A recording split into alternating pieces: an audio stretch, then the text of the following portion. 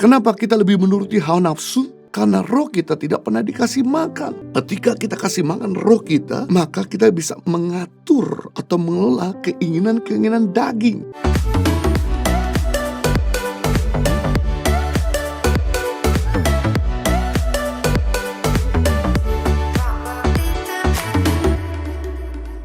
Nah, kita belajar sekarang bagaimana kita bisa bertahan untuk mengawali dan mengakhiri dengan baik panggilan Tuhan dalam kehidupan kita. Yang pertama, berjaga-jaga dari daya tarik dunia. Matius 26 ayat 41, berjaga-jagalah dan berdoalah supaya kamu jangan jatuh ke dalam pencobaan. Roh memang penurut tapi daging lemah. Tubuh itu diperintah oleh jiwa, jiwa diperintah oleh roh. Jika roh kita mati, maka jiwa, pikiran, perasaan, dan keputusan kita jadi negatif. Maka tubuh pun mengikuti perbuatan-perbuatan yang negatif. Kenapa kita lebih menuruti keinginan daging daripada keinginan roh? Karena roh kita tidak pernah dikasih makan. Jika roh kita dikasih makan, yaitu firman Tuhan, dan diisi oleh hadirat Tuhan, maka jiwa dan tubuh kita akan mengikuti keinginan roh.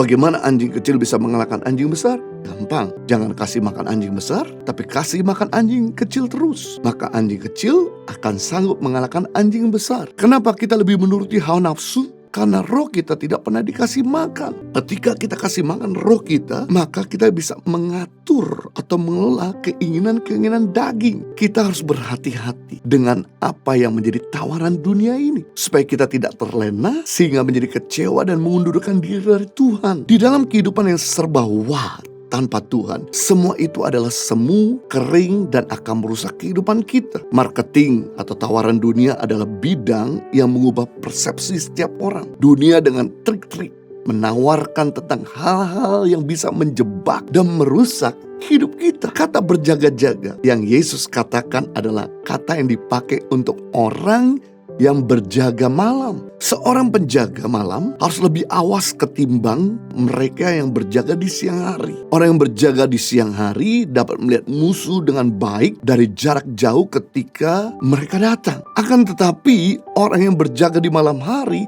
bisa disergap oleh musuh dengan tiba-tiba bila dia tidak berjaga-jaga atau mengawasi kondisi sekelilingnya. Kita diingatkan untuk tidak menjadi mabuk oleh pesta pora, bahkan oleh kenikmatan dunia ini. Jangan biarkan hati kita tergoda, dikuasai oleh keinginan-keinginan dunia. Petrus, Yohanes, dan Yakobus diajak oleh Tuhan Yesus untuk berdoa 1 jam saja agar mereka jangan jatuh ke dalam pencobaan. Tapi karena keinginan daging lebih kuat, akhirnya mereka lebih milih tidur daripada berdoa. Sebagai akibatnya, ketika Yesus ditangkap, maka Yakobus dan Yohanes lari terbirit-birit, sedangkan Petrus emosional tidak terkendali, langsung dia ambil pedang dan bacok telinga hamba imam besar. Namun bedanya dengan Yesus, karena ia berjaga-jaga dan berdoa akan ada pencobaan yang begitu kuat dan besar datang, maka ia memiliki power under control,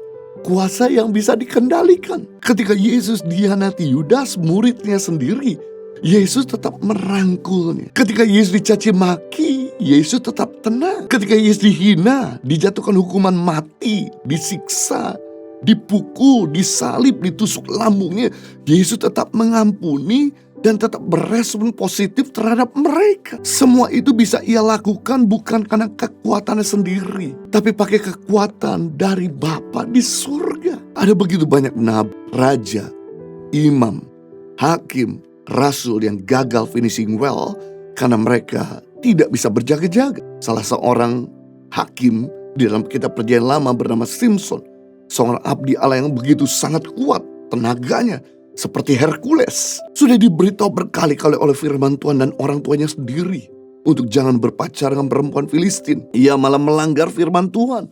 Dia mengabaikan suara orang tuanya. Dia tetap berpacaran dengan 3 perempuan Filistin yang berbeda-beda, yang merupakan musuh bangsa Israel. Akhirnya perempuan Filistin yang ketiga, yang bernama Delila, yang mengkhianati Simpson. Dan Simpson ditangkap sama orang-orang Filistin, matanya dibutakan, dijadikan bahan pelawak, direndahkan, dan yang mengenaskan matinya bunuh diri. Seorang abdi Allah yang powerful, yang begitu kuat, harusnya hidupnya bisa finishing well. Tapi hidupnya finishing memalukan karena tidak berjaga-jaga sama firman Tuhan. Wow, berikutnya adalah Salomo juga mengawali hidupnya dengan baik, takut akan Tuhan, dikaruniakan hikmat kekayaan pengikut yang besar, membangun bait Allah. Pertama, Tuhan sudah memperingatkan jangan punya banyak istri. Namun Salomo langgar. Salomo gak gubris perintah Tuhan, dan akhirnya istri-istri Salomonya yang membawa Salomo kepada penyembahan berhala. Akhir hidup Raja Salomo meninggalkan Tuhan dan kerajaan terpecah menjadi dua bagian. Bagian utara dan bagian Yehuda. Wow, diawali dengan roh tapi diakhiri dengan daging. Karena tidak berjaga-jaga sama firman Tuhan. Kita belajar bagaimana bisa bertahan untuk mengawali dan mengakhiri dengan baik panggilan Tuhan dalam kehidupan kita, yaitu berjaga-jaga dari daya tarik dunia. Impact Community Indonesia mengadakan 2 kali ibadah onsite setiap hari Minggu pukul 9 dan 11 waktu Indonesia Barat di MOI Mall of Indonesia Kelapa Gading, lantai P3. Kedua ibadah disertai ibadah anak dan ibadah remaja. Pastikan kehadiran Anda.